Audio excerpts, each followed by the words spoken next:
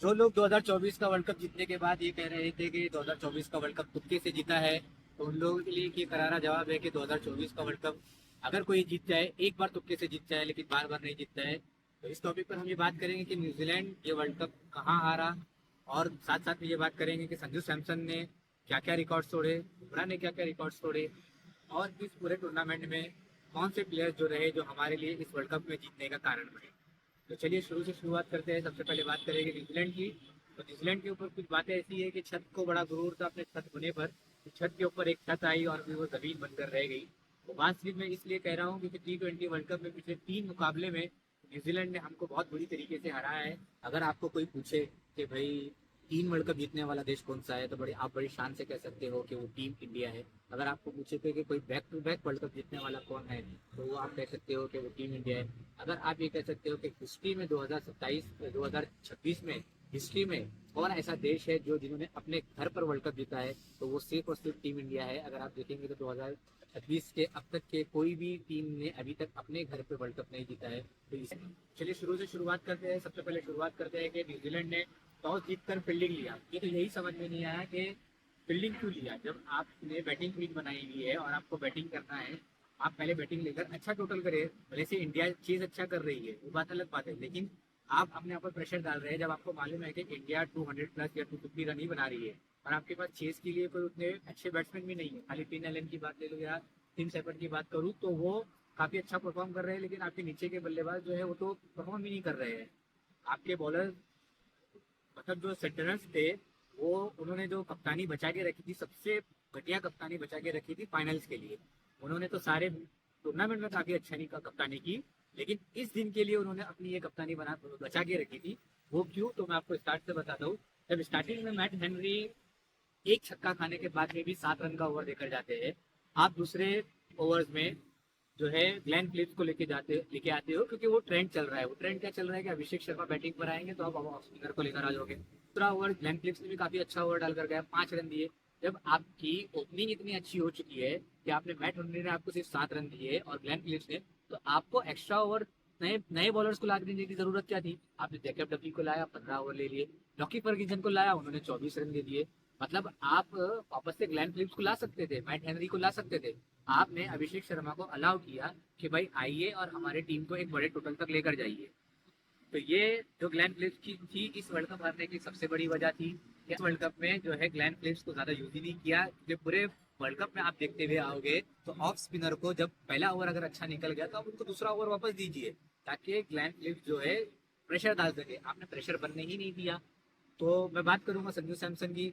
संजू सैमसन ने तो इस तरीके का वर्ल्ड रिकॉर्ड बनाया है कि उन्होंने 2014 में जो विराट कोहली ने रिकॉर्ड बनाया था और 2009 में जो शाहिद अफरीदी ने रिकॉर्ड बनाया था, उस रिकॉर्ड को तोड़ते हुए वो आगे बढ़े हुए। तो शाहिद अफरीदी ने जो है सबसे ज्यादा उस मैच में रन बनाए थे। फाइनल्स की बात करें या फिर सेमीफाइनल्स की बात करें। विराट कोहली की मैं बात करूँ, सेमीफाइनल्स और फाइनल्स में उन्होंने रन बनाए थे। तो संजू सैमसन ने ये एक रिकॉर्ड तोड़ा कि विराट कोहली का जो सबसे हाईएस्ट स्कोर था बाय इंडियन, उन्होंने रिकॉर्ड तोड़ा। 3 लगातार सेंचुरी तो संजू सैमसन के नाम आई हुई है, वो विराट कोहली के नाम थी। 2014 में केएल राहुल के नाम पर भी थी, तो उन्होंने उस रिकॉर्ड को भी तोड़ा। रोहित शर्मा का रिकॉर्ड तोड़ा जिसने सबसे ज्यादा छक्के मारे, 5 इनिंग में सिर्फ 26 छक्के मारे हैं, जबकि ये एक अनबिलीवेबल रिकॉर्ड है। क्योंकि रोहित शर्मा को अगर आप देखोगे तो उन्होंने काफी लंबे इनिंग्स के लिए और काफी छक्के मारे, लेकिन रोहित शर्मा का रिकॉर्ड तोड़ने में सिर्फ 5 इनिंग में 321 रन बनाना। जबकि अगर ये वर्ल्ड कप अगर कोई जीता है और उनको अगर कोई सालों साल याद रखेगा इस वर्ल्ड कप को जीतने को, तो वो सिर्फ और सिर्फ संजू सैमसन और जसप्रीत बुमराह को याद रखोगे। क्योंकि जसप्रीत बुमराह 4 ओवर 15 रन, जहां पर 255 रन का टारगेट रहता है, वहां पर 4 ओवर 15 रन देकर 4 विकेट लेना, ये एक महानतम बॉलर की ही निशानी है। और दूसरी तरफ संजू सैमसन को याद रखा जाएगा कि जिस तरह उन्होंने, देखेंगे क्वार्टर फाइनल में वेस्टइंडीज के सामने 97 बनाए, सेमीफाइनल में इंग्लैंड के सामने 89 बनाए और आज फाइनल में 89 रन बनाए। मतलब ये जो 3 इनिंग है, आप कोई भी प्लेयर को उठा के देख लो, जहां पर नॉकआउट की बात आती है तो लगातार किसने भी ऐसी 350 और मैच विनिंग पारी खेलकर आज तक कोई नहीं गया है। तो अगर ये 2026 का वर्ल्ड कप जीते हैं तो सिर्फ और सिर्फ, अगर मैं बात करूं तो संजू सैमसन की वजह से जीते हैं और जसप्रीत बुमराह की वजह से जीते हैं। हालांकि छोटे छोटे रोल सबने अदा किए हैं, क्योंकि हम टीम इंडिया है तो टीम इंडिया मिलकर ये वर्ल्ड कप जीती है। तो छोटे छोटे कैमियो अगर मैं बात करूं तो छोटे छोटे कैमियो में बहुत सारे जन आएंगे। इसमें तिलक वर्मा की बात आएंगी, हमारे फिनिशर शिवम दुबे की बात आएगी, हमारे क्लच प्लेयर हार्दिक पांड्या की बात आएगी। कहीं वहाँ पर तिलक वर्मा भी आपको मिलेंगे, जो पिछले मैच में उन्होंने 8 बॉल में 8 छक्के और 3 छक्के लगाकर जो उन्होंने मैच फिनिश किया था। यहाँ पर शिवम दुबे, जहाँ पर ऐसा लग रहा था कि इंडिया 270 जा सकती है, लेकिन वहाँ पर वो जेमी निशम का ओवर आता है, वहाँ पर 3 विकेट चले जाते हैं, वहाँ पर जो है इंडिया फंबल हो जाती है। लेकिन उसके बाद बावजूद भी लास्ट ओवर में आना और लास्ट ओवर में 22 रन मारकर अपने टीम को एक अच्छे टोटल तक के लेकर चले जाना। अगर ये शायद 200 का स्कोर होता या 220 का स्कोर होता तो शायद न्यूजीलैंड थोड़ा करीब पहुंच सकती थी, क्योंकि यहाँ पर अगर हम बात करें फिन एलन और सेफर्ट के बारे में, तो वही इस टीम को जो है हर वक्त जिताने में बहुत बड़ा रोल अदा कर रहे थे। लेकिन जो है इंडिया टीम सेफर्ट और फिन एलन के बारे में तैयारी कर कर आई थी कि उनको पता है उनको कहाँ आउट करना है। फिन एलन को जो है वो आगे का बॉल लॉन्ग ऑफ पे खेलते हैं, चाहे वो आगे का बॉल हो या पीछे का बॉल हो, पीछे हटकर लॉन्ग ऑफ पर ही खेलने की कोशिश करते हैं। तो वो लॉन्ग ऑफ पर खेले और वहीं पर उन्होंने आउट किया। जैसा प्लानिंग कीवीज कर कर आते हैं वैसे ही प्लानिंग जो है इंडिया भी कर कर आई और वहां पर उन्होंने उनको जीत दिलाई।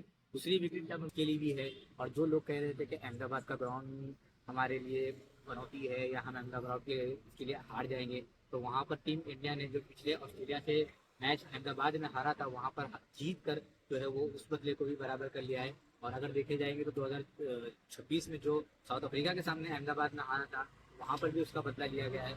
मतलब जो देखेंगे 2026 और 2023 का टोटल बदला लिया गया है और यहाँ पर कीवीज को भी हरा है। तो यहाँ तो ये तीन चीज़ों के बाद जो है आमिर ने, अब मोहम्मद आमिर जो पाकिस्तान के प्लेयर है, उन्होंने काफ़ी बड़ा स्टेटमेंट दिया था कि इंडिया जो है सेमीफाइनल तक नहीं पहुँच पाएंगी। लेकिन देखिए आपकी टीम कहाँ है और हमारी टीम कहाँ है। आपकी टीम सुपर 8 से बाहर हो चुकी है और हमारी टीम जो है वर्ल्ड कप जीत चुकी है। आपने जो है अभी फिलहाल रिसेंटली मोहम्मद कैफ के ऊपर भी बहुत बड़ा बयान किया था कि मोहम्मद कैफ सिर्फ अपनी फील्डिंग के बदौलत जो है जीतते हुए आए हैं और आपने अपने स्टैट्स दिखाए। आपके स्टैट्स अलग बात है और हमारे विनिंग वर्ल्ड कप अलग बात है। पिछले 21 महीनों में हम लोगों ने 3 आईसीसी ट्रॉफीज जीती है। पहले अगर देखेंगे तो 2024 का वर्ल्ड कप जीता है, 2025 का चैंपियंस ट्रॉफी जीता है और 2026 का वर्ल्ड कप जीता है। आपकी टीम ने क्या जीता है भाई मोहम्मद आमिर, आपको बताइए।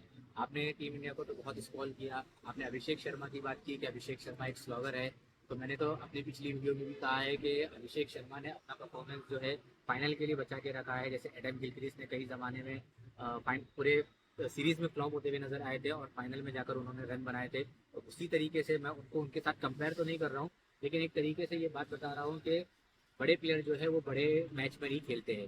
तो जो स्लॉगर की आप बात कर रहे थे, उन्होंने स्लॉगर में आपको बताया कि वो 18 बॉल में 50 कैसे मारे जाते हैं। और उसी के साथ साथ में जसप्रीत बुमराह ने भी काफ़ी अच्छे। और अगर मैं बात करूँ कि न्यूजीलैंड इस मैच को कहाँ हारा, जैसे मैंने आपको स्टार्टिंग में बताया कि सेंटिनल की कुछ गलती की वजह से हुआ। लेकिन जहाँ पर सीरीज हमेशा प्लानिंग कर कर आती है और जिनको माना जाता है कि प्लानिंग और एग्जीक्यूशन अगर किसी के पास है तो वो कीवीज के पास है। लेकिन ये मैच जीतकर और ये प्लानिंग और एग्जीक्यूशन बताकर हमने भी कीवीज को ये बताया है कि भाई आप ही सिर्फ प्लानिंग और एग्जीक्यूशन लेकर नहीं आते हैं, हम भी प्लानिंग और एग्जीक्यूशन लेकर आते हैं और उस एग्जीक्यूशन को हम अमल में लाते हैं और हम हराते हैं। इंडिया जो है फाइनली 2026 का वर्ल्ड कप जीत चुका है। तो बहुत सारे लोग जो इस क्रिकेट के मानते हैं, क्रिकेट के प्यार करते हैं, उन लोगों को बहुत सारी मुबारकबाद जिन्होंने इस वर्ल्ड कप को काफ़ी नज़दीक से देखा है। अगर मैं बात करूँ तो पिछले सिर्फ 5 मैच में 321 रन बनाकर मैन ऑफ द सीरीज जो है संजू सैमसन को दे दिया गया है और मैन ऑफ द मैच जो है जसप्रीत बुमराह को दिया गया है। हालांकि कुछ लोग अब कहेंगे कि साहिबजादा फरहान को मैन ऑफ द सीरीज देना चाहिए था क्योंकि वो अभी टॉप स्कोरर पर चल रहे हैं, वो 381 रन बनाए हैं। संजू सैमसन ने तो 381 रन बनाए। लेकिन मेरे भाई आप इसके मुकाबले में आप नहीं देखोगे कि उन्होंने कितने रन बनाए, आप ये देखिए कि परफॉर्मेंस कहाँ पर आया है। क्वार्टर फाइनल में परफॉर्मेंस आया है, आपके सेमीफाइनल में परफॉर्मेंस आया है, आपके फाइनल में परफॉर्मेंस आया है। आपके साहिबजादा फरहान की अगर आप बात करोगे तो उन्होंने जिम्बाब्वे के सामने, न्यूजीलैंड के सामने उन्होंने 100 बनाए, ठीक है। लेकिन ये परफॉर्मेंस आप इस बात को मत कीजिएगा कि आपको साहिबजादा फरहान को मैन ऑफ द सीरीज मिलना चाहिए था। जो मिला है संजू सैमसन को वो एकदम बराबर मिला है। तो इस पर चीज़ पर भी आप जो है कमेंट ना कीजिएगा। तो मैं चाहूँगा कि जो भी इस मैच को वर्ल्ड कप को देखा है तो उन सबको मुबारकबाद मेरी तरफ से, जो इस वर्ल्ड कप को पूरा स्टार्टिंग टू एंड देकर आया है। तो आपकी नज़र में इस T20 2026 के वर्ल्ड कप जो पूरा सेशन अभी खत्म हो चुका है, आपके बेस्ट प्लेयर कौन से हैं जिन्होंने सबसे अच्छी बॉलिंग की, आपके कौन से बैट्समैन हैं जिन्होंने सबसे अच्छी बैटिंग की, आपके ऐसे कौन से फील्डर्स हैं जिन्होंने इस पूरे वर्ल्ड कप में काफ़ी अच्छी फील्डिंग की, काफ़ी अच्छे कैचेज ली। तो आप मुझे ज़रूर इस चीज़ को कमेंट करके बताइए कि आपके कौन कौन से प्लेयर हैं और इस टीम 2026 के बेस्ट 11 कौन से हैं, वो भी आप मुझे कमेंट कर कर बताइए। या फिर आप मुझे ये कमेंट कर कर बताइए कि जो इस टीम 2026 के वर्स्ट 11 कौन है जिन्होंने मतलब परफॉर्म किया ही नहीं है। बहुत बहुत थैंक यू सो मच।